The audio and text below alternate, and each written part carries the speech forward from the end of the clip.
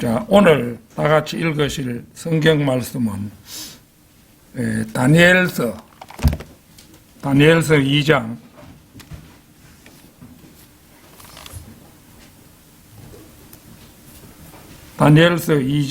31절에서 35절까지 말씀입니다.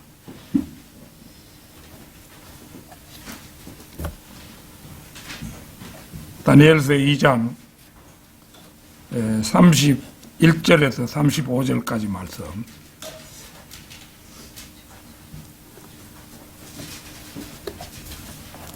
다 찾으신 줄 알고 받들어 읽겠습니다. 오 왕이여, 당신께서 보셨나이다. 그런즉 보소서, 한 거대한 형상이니이다. 이 거대한 형상은 그것의 광명이 탁월하였으며 당신 앞에 서 있었나이다. 그리고 그것의 형체는 공포스러웠나이다. 이 형상의 머리는 정금이요, 그의 가슴과 그의 두 팔은 은이요, 그의 배와 그의 두 넓적다리는 놋이요, 그의 두 다리는 철이요, 그의 두 발은 부분적으로 철이며 부분적으로 진흙이었나이다. 당신께서 보셨는데 마침내 손들을 대지 않고 깎여나간 돌이 철과 진흙으로 된 그의 두 발 위로 그 형상을 쳐서 그것들을 산산이 부수었나이다. 그때 철과 진흙과 녹과 은과 금이 모두 다 산산이 부서져서 여름 타작마당들의 쭉정이처럼 되었나이다. 그런즉 바람이 그것들을 날려버렸으니 그것들을 위한 장소가 발견되지 아니하였나이다. 그러고 나서 그 형상을 친 돌은 태산이 되어 온 땅을 가득 채웠나이다. 자, 오늘 제목이 약간 깁니다. 인류 역사를 관통하는 네부카드네자르의 꿈과 그 해석. 인류 역사를 관통하는 네부카드네자르의 꿈과 그 해석. 이런 제목으로 말씀을 드리겠습니다. 본문 말씀이 들어있는 다니엘서 2장은 성경의 많은 장들 가운데서도 가장 위대한 장들 가운데 하나입니다. 이 다니엘서 2장이 특히 중요한 의미를 갖는 것은 이 장을 어떤 관점으로 보느냐에 따라 전천년주의자, 후천년주의자, 무천년주의자 등으로 가늠해 볼 수 있기 때문입니다. 예수 그리스도께서 천년 이전에 지상에 재림하셔서 친히 왕국을 통치하신다고 믿는 사람들을 전천년주의자, 예수 그리스도께서 천년 이후에나 재림하셔서 왕국을 통치하신다고 믿는 사람들을 후천년주의자, 로마 가톨릭 같은 데가 후천년주의자들이죠. 그 다음에 예수 그리스도의 재림과 관련해서 그 전후에 천년이라는 기간은 없다고 믿는 사람들을 무천년주의자라고 부릅니다. 이 가운데 성경적으로 가장 옳은 것은 전천년주의입니다. 물론 우리 바이블 빌리버들은 모두 전천년주의자들이죠.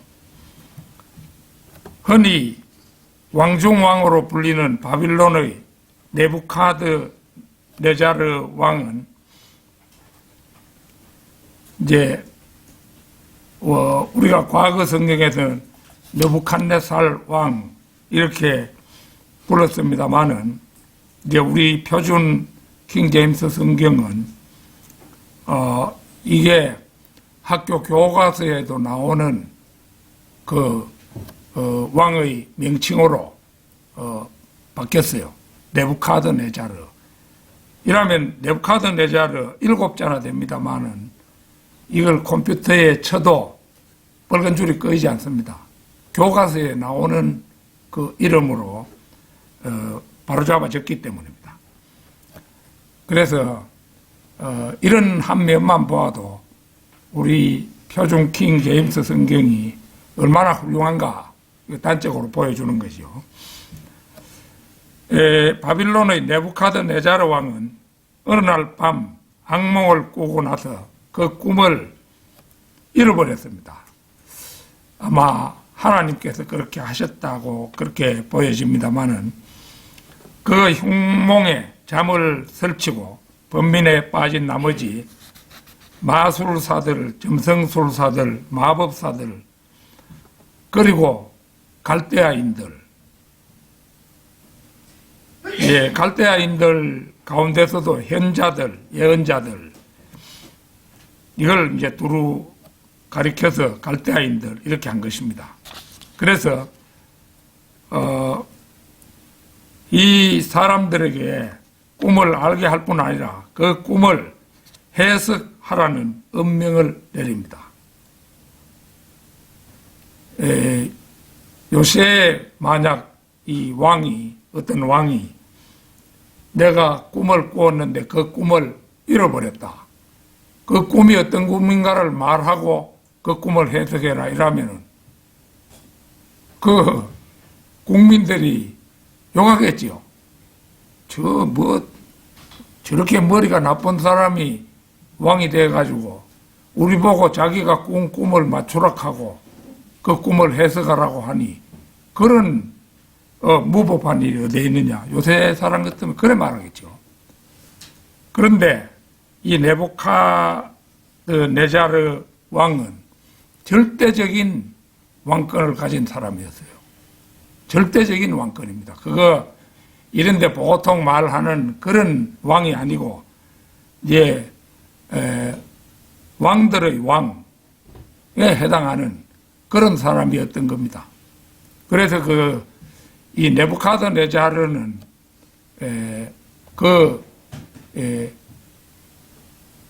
정금 머리, 이제 금으로 된 머리에 해당하는 그 임금이었기 때문에 아주 남다른 왕이었더라 이거지요.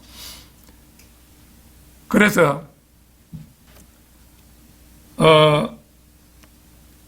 이제 아무리 나라 안에 현자가 많다고 할지라도 사라져버린 꿈을 말하고 그것을 해석할 사람은 뭐 없었겠지요. 그 당시에도 없었습니다.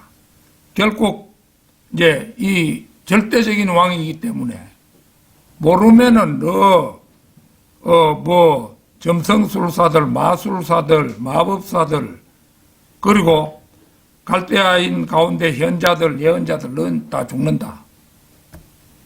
이렇게 이제 왕이 엄명을 내려놓으니까 전부 이제 자기 목을 내놓을 그런 형편에 처했던 것입니다.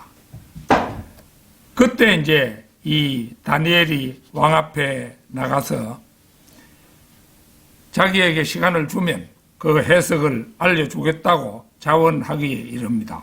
그리고 다니엘은 자신의 친한 벗들인 사드락과 메삭과 아벳느고에게 알리고 기도하여 마침내 하나님으로부터 그 꿈과 해석을 알아내어서 왕 앞에 나가 아랠 수가 있었으며 그 공로로 이 다니엘이 바빌론 전 지역의 지리자이자 모든 지혜로운 사람들을 주관하는 총독들의 우두머리 자리에 오르게 됩니다.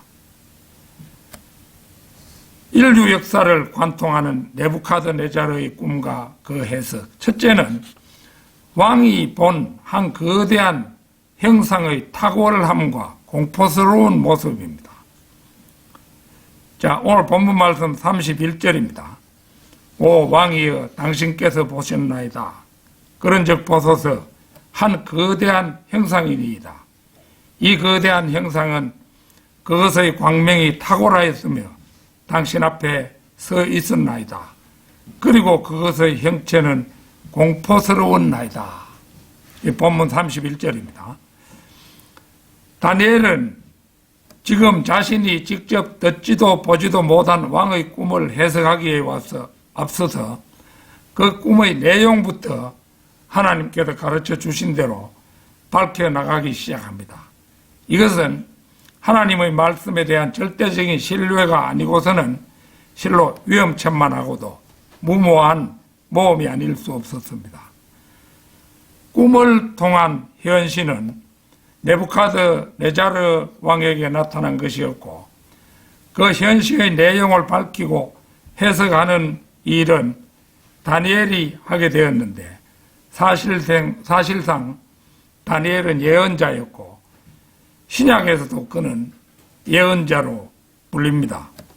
자, 마태복음 24장 15절 16절 한번 보겠습니다. 마태복음 24장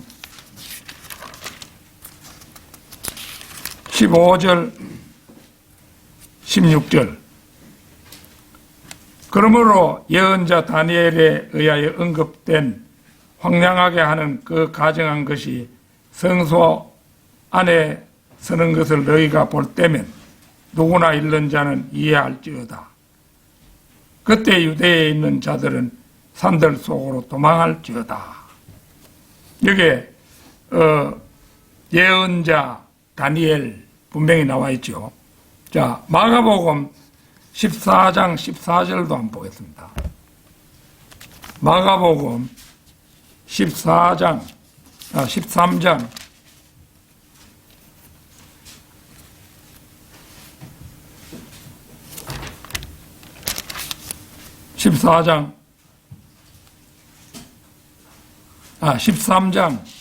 13장입니다. 13장 14절 그러나 너희는 예언자 다니엘에 의하여 언급된 황량하게 하는 그 가정한 것이 서지 말아야 할 곳에 있는 것을 볼 때 읽는 자는 이해할지어다. 그때 유대에 있는 자들은 산들로 도망할지어다. 이래서 마태복음, 마가복음에 양복음에 다 예언자로 지칭되고 있죠. 예언자라는 것은 어떤 일이 장차 일어날 것을 오래전에 예견할 수 있어야 하며 그 예견했던 일이 실제로 일어났을 때 구체적으로 나타난 세부 사항들이 어느 것 하나 우연한 것이 없고 전반적으로 본래의 예언과 틀림없이 앞뒤가 맞아야 합니다. 다니엘은 이 꿈의 내용을 해석하는 과정에서 향후 600여 년간에 걸쳐 지구상에 출현하게 될 이방 왕국의 역사 전체를 순서대로 하나씩 정확하게 한 줄로 엮어나갑니다. 이 예언은 바빌론에서부터 메데 페르시아, 알렉산더 대왕의 그리스를 거쳐 로마 제국으로 정확하게 전개되지요.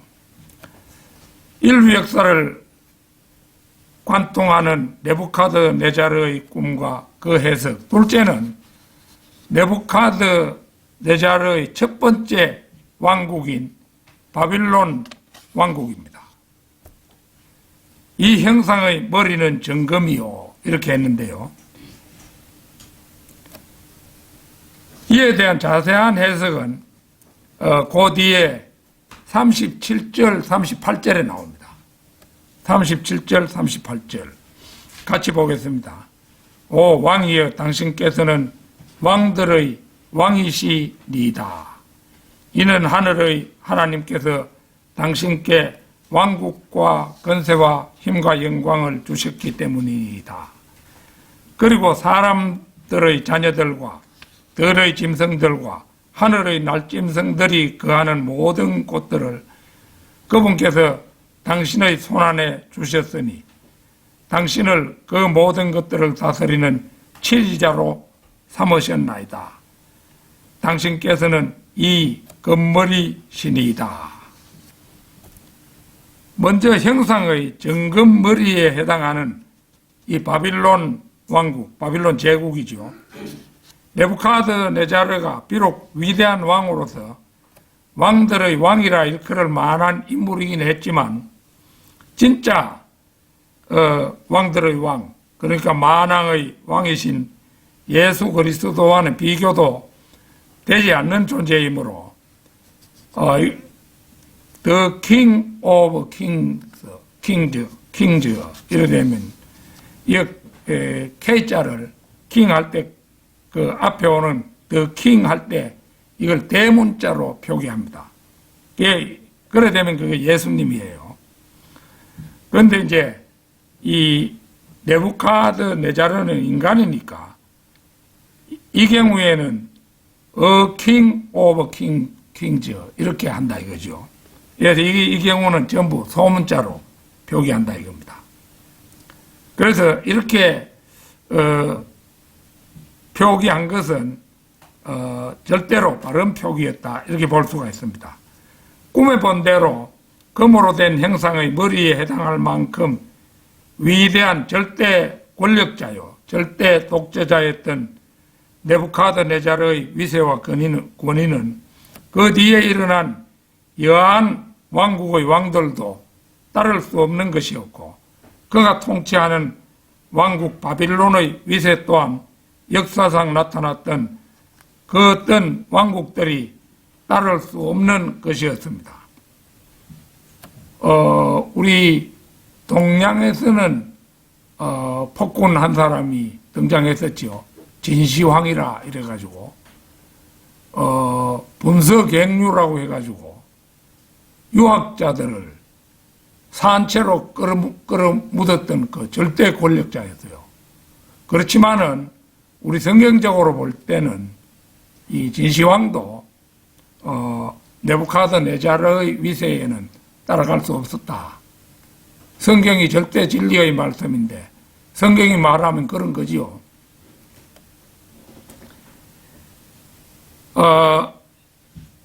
뭐 지금 그 진시황릉이 뭐 전에 발굴이 되고 이래가지고 세계적인 그런 화제가 되었죠. 병마용이라 이래서 거기에 인간처럼 만든 인간 실물 크기로 만든 그런 이제 옛날의 것이 나오고 이래가지고 그게 또 뭐 한두 개 나오는 게 아니고 완전히 한 부대로 다 나오는 거예요. 그런 것이었는데 그거 미국의 그 닉슨 대통령이 미국 사람으로서는 최초로 가서 그걸 보았는데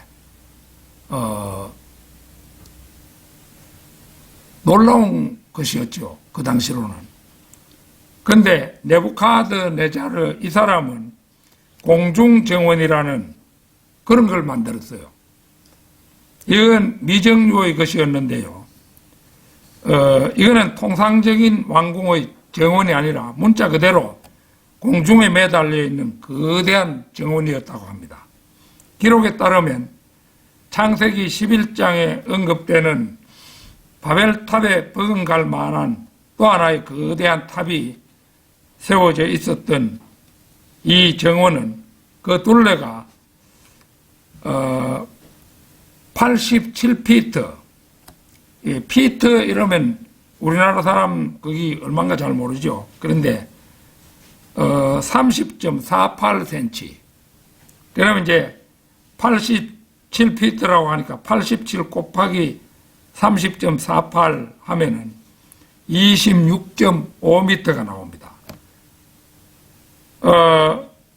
그러니까 이 정도 26.5m 두께의 성벽으로 둘러싸여 있었다.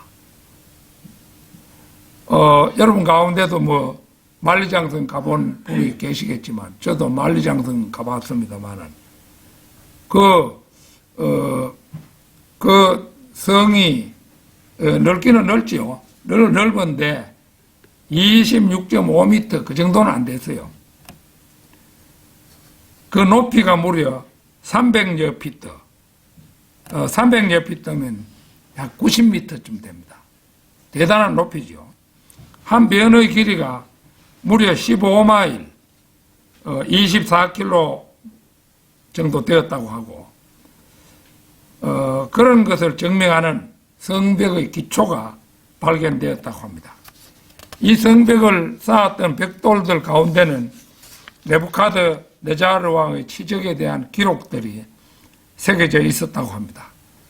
이 정원 내부에 세워져 있던 건물의 규모가 얼마나 어마어마했던가는 잔해로 남아있는 60-70피트 높이의 기둥들 250개로도 가히 짐작하고도 남는다고 합니다.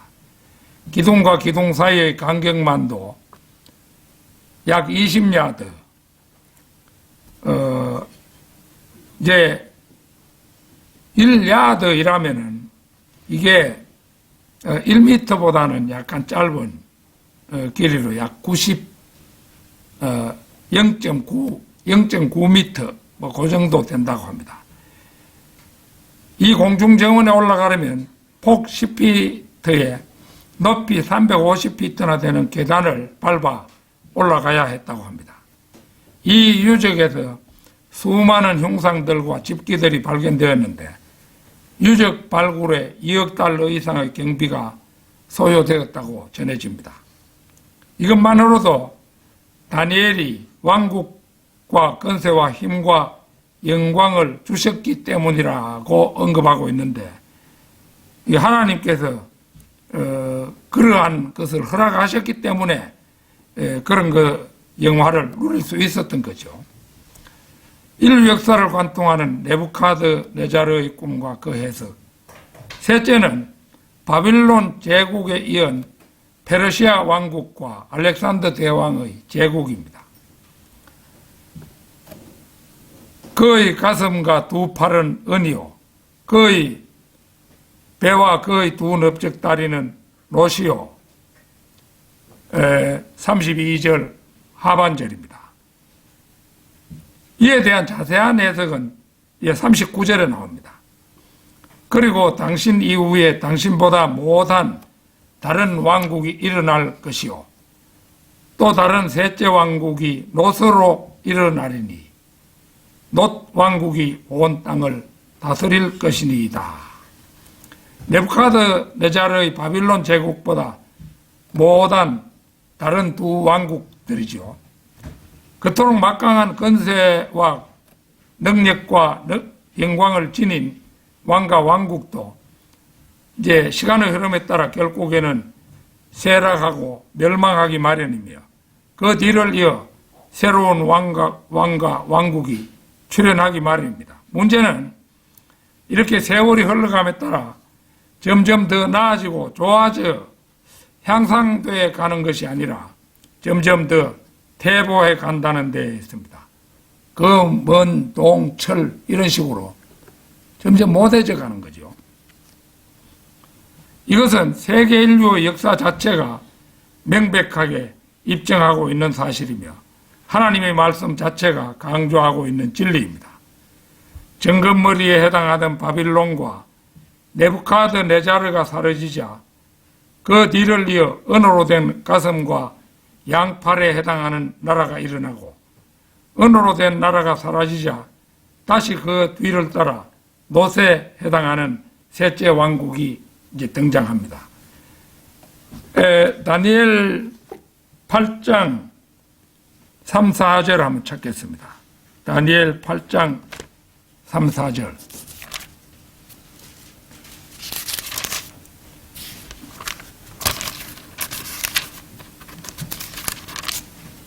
(8장 3, 4절) 그때 내가 나의 두 눈을 들어서 보았더니 보라, 강 앞에 두 뿔들을 가진 순양 한 마리가 섰는데 그 두 뿔들은 높이 솟았더라. 그러나 하나가 다른 것보다 높이 솟았고 더 높이 솟은 것은 나중에 올라왔더라. 내가 서쪽 방향과 북쪽 방향과 남쪽 방향으로 밀어붙이는 그 순양을 보았더니 어떤 짐승들도 그 옆에 설 수 없었더라. 또한 그의 손에서 구출할 수 있는 어떤 자도 없었더라. 오직 그는 그의 뜻에 따라 행하며 대단히 커졌더라. 여기에 나오는 두 뿔들을 가진 순양 한 마리가 메데 페르시아 왕국을 가리킨다 이거죠. 이게 이제 보통 세상에서는 페르시아 왕국이라 이러는데 우리 성경에는 메데 페르시아 이렇게 부르죠. 이렇게 부르는 것은 이 두 번째 제국이 메데인과 페르시아 사람들에 의해서 세워졌기 때문에 메데 페르시아라 이렇게 한 것입니다. 그러니까 두 뿔은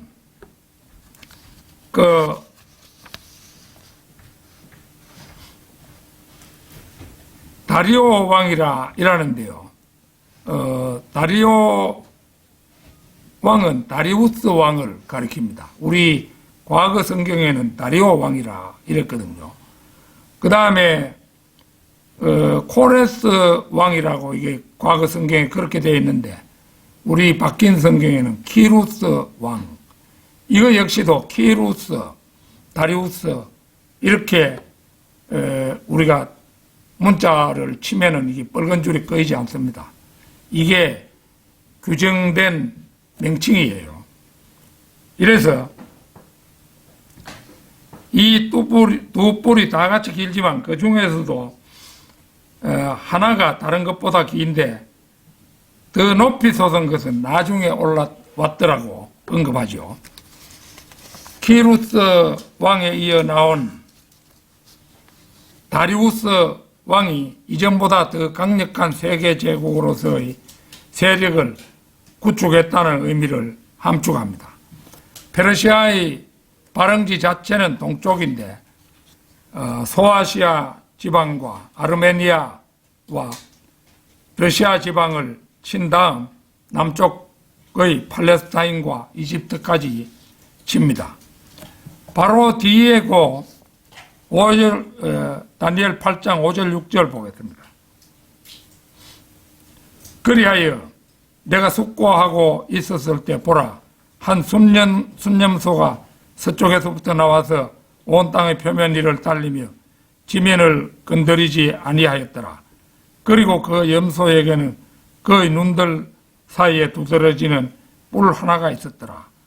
그리고 그는 내가 강 앞에 서 있던 것을 목격했던 그 두 뿔들이 달린 순양에게 왔고 자신의 권세의 노여움 가운데 그를 향하여 내달렸더라.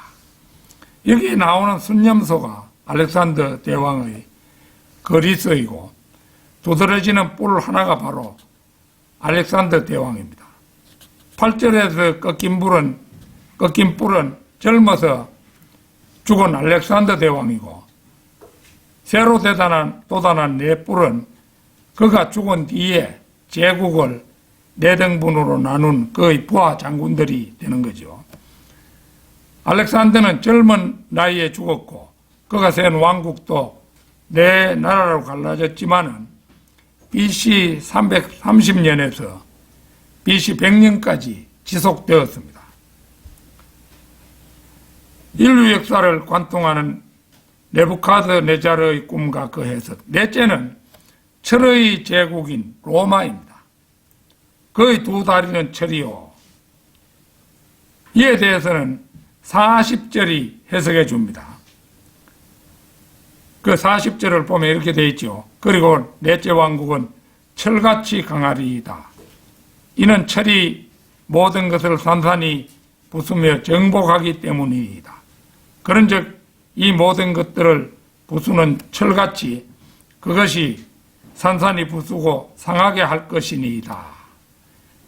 BC 100년경 로마가 고개를 들고 일어나서 세계 권력으로 부상했습니다. 로마는 절대 독재 체제나 군사 독재 체제는 물론 절대 군주 체제도 되지 못하고 이른바 공화정 군주 국가 체제로 왕의 지배 권력이라는 점에서 보면 또 한 발짝 이제 앞의 왕국들에 비해 뒤처지지요.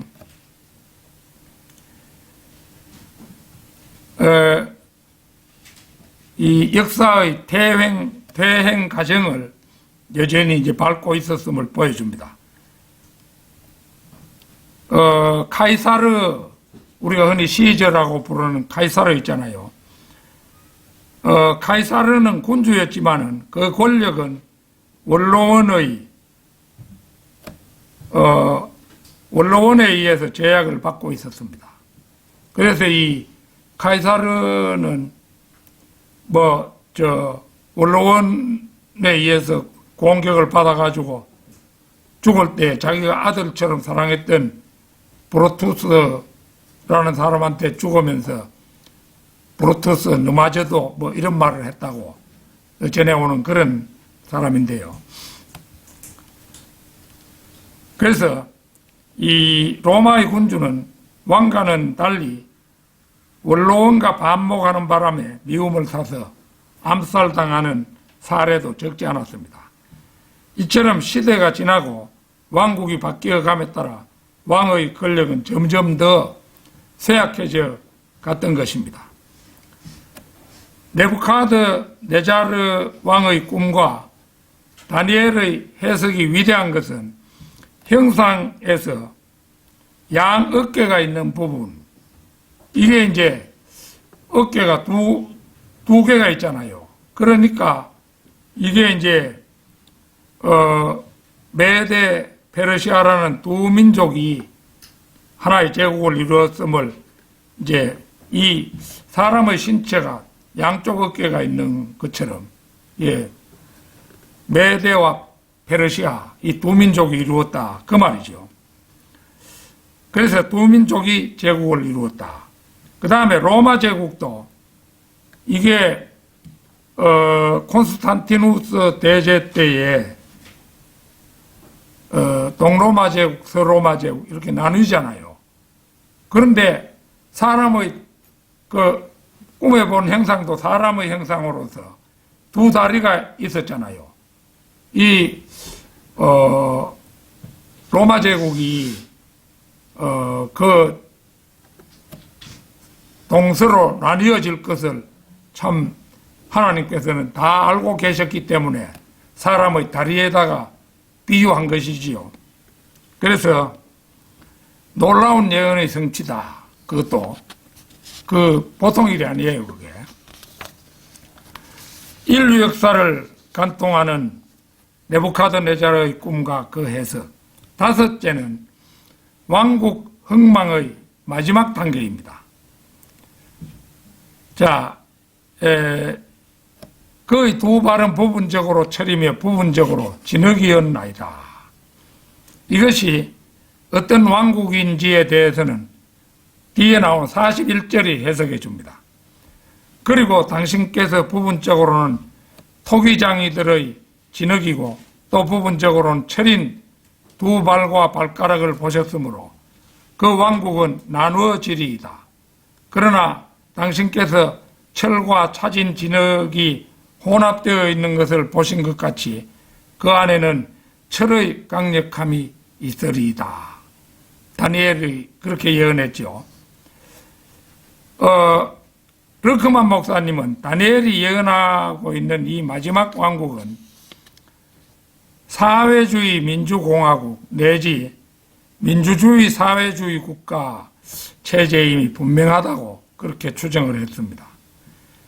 링컨이 자랑스럽게 주창했던 국민에 의한 국민을 위한 국민의 정부, 이렇게 운운하는 진흙탕 잡동사니 국가 체제로서 이런 부류 저런 계층 사람들이 온통 뒤범벅이 되어 있는 혼란스러운 체제, 그런 것이 될 것이라고 추정했습니다. 그런데 한 가지 간과하지 말아야 할 일은 이 왕국들이 단순히 왕국들만이 아니라 왕들도 된다는 점입니다.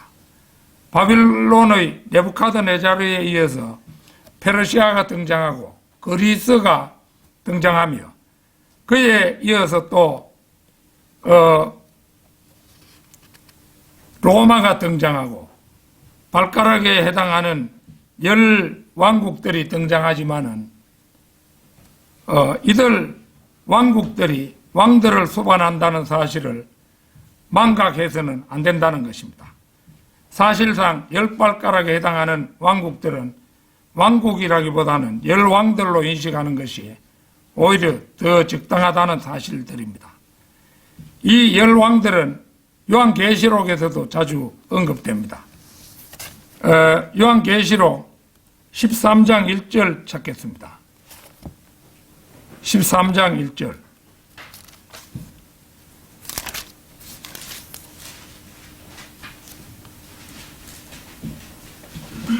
이어서 내가 바다의 모래 위에 서서 한 짐승이 바다에서 일어나는 것을 보았으니 7 머리들과 10 뿔들을 가졌고 그의 뿔들 위에는 10개의 왕관들이 있었으며 그의 머리들 위에는 신성 모독하는 이름이 있었더라. 그 다음에 17장 3절도 한번 보겠습니다. 17장 3절.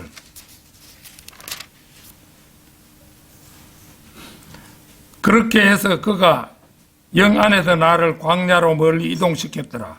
그리고 신성 모독하는 이름들로 가득하고 7 머리들과 10 뿔들을 지닌 종색 짐승 위에 한 여자가 앉아있는 것을 내가 보았더라. 그 17장 12절도 보겠습니다. 그리고 네가 본 10 뿔들은 10 왕들이라.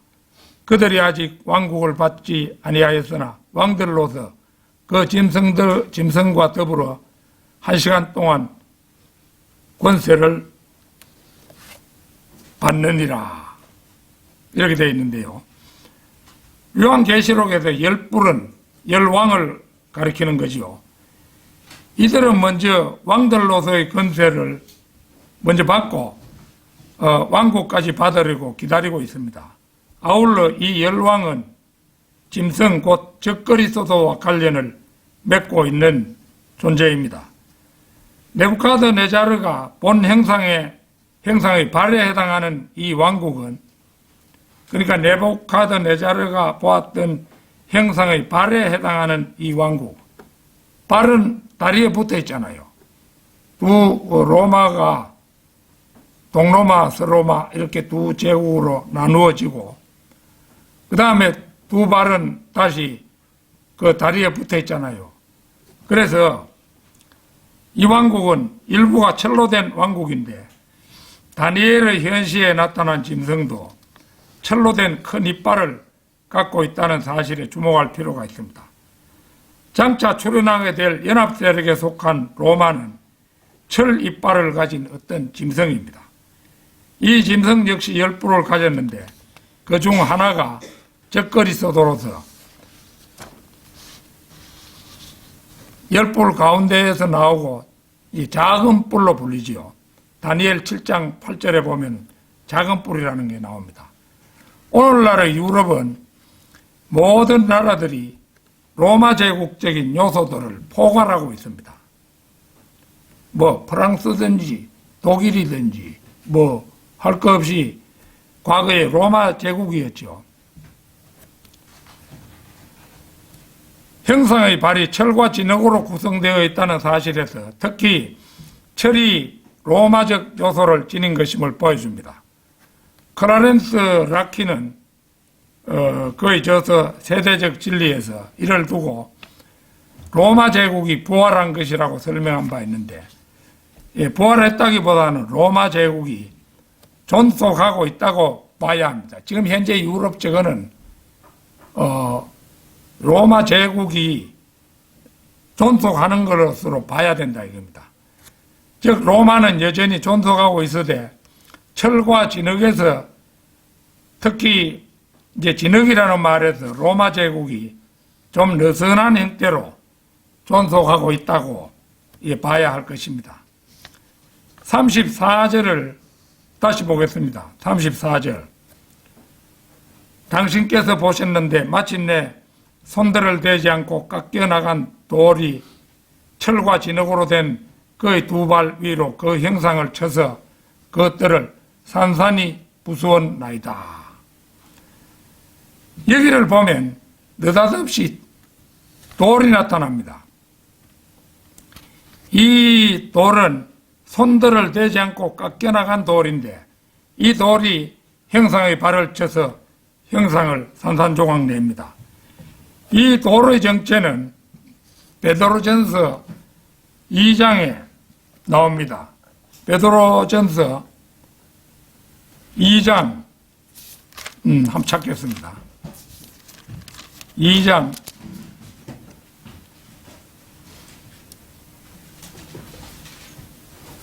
4절입니다. 정녕 사람들에게는 배척받았으나 하나님께는 선택받은 보배롭고 살아있는 돌이신 그분께 나오나니. 여기서 살아있는 돌은 예수 그리스도이십니다. 그 뒤 6절도 보겠습니다. 6절. 이러한 이유로 그것이 보라, 내가 택함받고 보배로운 최고 모퉁이 돌을 시온에 두노니 그를 믿는 자는 당혹스럽게 되지 아니하리라. 한 성경 기록 안에도 들어있느니라. 우리는 일찌감치 예수 그리스도를 택했지요. 너나 없이 다 예수 그리스도를 택해가지고 이제 우리는 결국은 영원 세계를 예약하고 있습니다. 그러나 예수 그리스도를 택하지 않았던 사람들은 마지막 백보자 심판에서 뒤늦게 예수님을 인정하겠지만 그때는 늦었죠. 그때는 늦었습니다.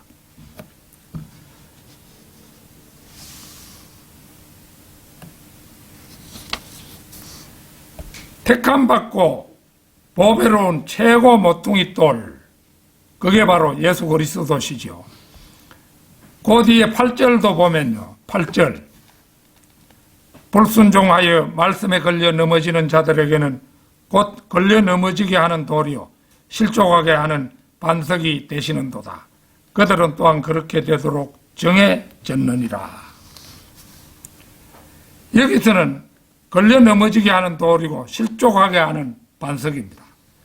그런데 이 돌이 다니엘 2장 34절에서 손들을 대지 않고 깎여나간 돌, 그의 두 발리로 그 형상을 쳐서 그것들을 산산이 부수는 돌, 곧 우리 주 예수 그리스도 바로 그분이시죠. 이 형상을 발을 치는데 위에 머리부터 해가 다 산산조각이 날아가 버립니다.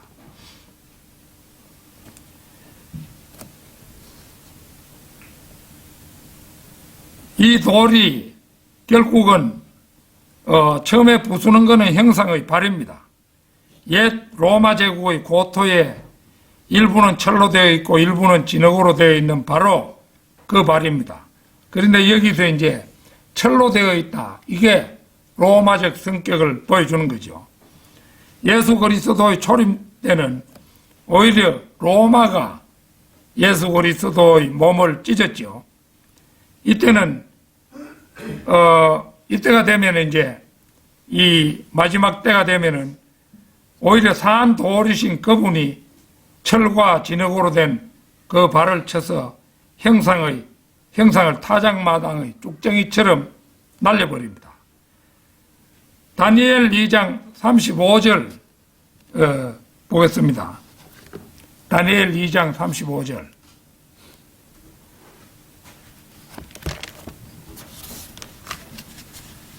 (2장 35절) 그때 철과 진흙과 녹과 은과 금이 모두 다 산산이 부서져서 발을 쳤는데, 철과 진흙과 있는데 그뿐만 아니고 녹과 은과 금이 모두 다 산산이 부서져서 여름 타작마당들의 쭉정이처럼 되었나이다. 그런즉 바람이 그것들을 날려버렸으니 그것들을 위한 장소가 발견되지 아니하였나이다. 그리고 나서 그 형상을 친 돌은 태산이 되어 온 땅을 가득 채웠나이다. 예수 그리스도께서 재림하시면 모든 이방인들의 연합 세력들을 쳐서 산산이 부수어 버릴 것입니다. 마치 여름 타작마당들의 쭉정이처럼 날아가 버릴 겁니다. 오직 그 형상을 친 돌, 예수 그리스도지요. 이분만이 이제 태산이 되어 온 땅을 가득 채우게 될 것입니다. 요한계시록 11장 15절 찾겠습니다. 요한계시록 11장 15절.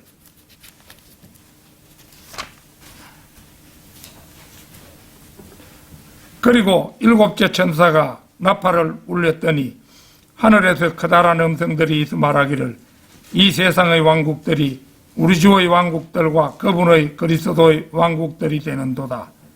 그리하여 그분께서 영원 무궁토록 통치하시리라 하였더라. 환란 기간에서 천년 기간으로 넘어가면서 이 천년 기간 천년 왕국 시대지요. 모든 이방 나라들은 멸망하고 오직 예수 그리스도 그분의 천년 왕국만이 설 것입니다. 그때가 되면 결론적으로 BC 606년경 바빌론 제국이 서고 네부카드네자르 왕이 꿈꾸었던 큰 형상은 다니엘의 해석으로 그 전모가 밝혀진 후 606년에 그 나라가 섰는데 올해가 2024년이죠. 그러니까 2024년 더하기 606년을 하면은 약 2630년이 나옵니다. 이게 약 2630년 정도가 흘러갔어요. 그런데 예언을 했는데 그게 끝까지 그 예언이 가는 경우는 드물잖아요. 더더구나 이 다니엘의 해석으로 그 전보가 밝혀진 후에 2630년이나 흘러갔는데 아직도 이 다니엘의 큰 형상에 대한 예언적 해석은 진행형입니다. 아직 마무리되지 않았어요. 발이 아직 마무리되지 않았잖아요. 현재 유럽 합중국 회원국은 27개나 됩니다. 지금 뭐 헝가리 뭐 이런 나라들하고 뭐 리투아니아니 뭐 이런 작은 나라들하고 전부 지금 가입을 하고 우크라이나는 아직 가입이 안 됐죠. 이래 있는데 27개나 돼요 지금. 그런데 이들 나라의 수는 이 시대에 따라 큰 변동이 있게 되겠죠. 우리는 조금 전 요한계시록에서 살펴본 대로 10발가락에 해당하는 10뿔과 관련된 말씀들과 적그리스도를 가리키는 작은 뿔에 대해서도 말씀을 찾아서 읽어보았죠. 그러니까 하나님의 말씀은 만고불변의 진리입니다. 그리고 예언을 이루어 가시는 분은 하나님이십니다. 현재 27개나 되는 나라가 언제쯤 10발가락 곧 10나라가 될는지는 현재 우리로서는 알 길이 없죠.